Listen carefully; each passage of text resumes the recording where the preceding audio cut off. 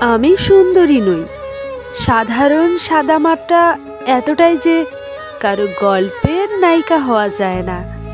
আমি সুচিস্মিতা নই, বরং আমাকে হাসলে খারাপই লাগে।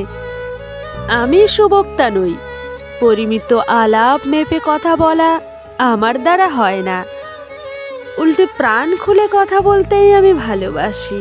সবার সাথে হাসি মুখে কথা বলতেই আমার শান্তি লাগে। বিদ্যাবতী বা বুদ্ধিমতী কোনোটাই আমার বিশেষণ নয়। অতি সাধারণ নগণ্য একটা মেয়ে, এতটাই যে কারো কবিতায় কল্পিত কোনো নারী হওয়া যায় না।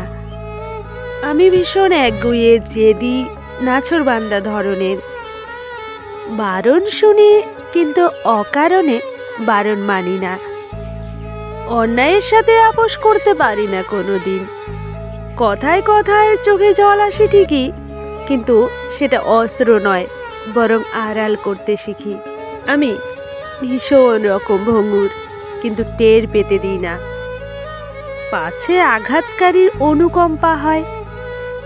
আমি আদতে অচল আজকের দুনিয়ায়।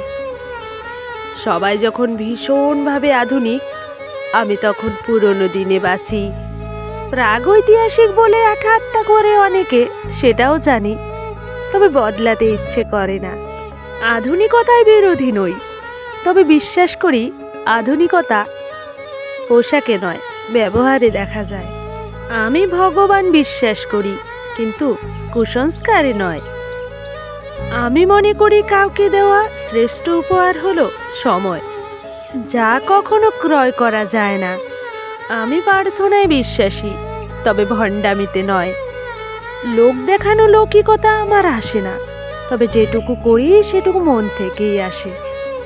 আমি বদমেজাজি, কঠোর, এটা জেনেও পাল্টাতে পারি না নিজেকে।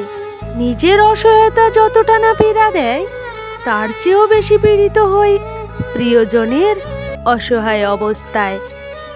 আমি এই রকমই, হয়তো তাই আজও কারো প্রিয় হয়ে উঠতে পারিনি।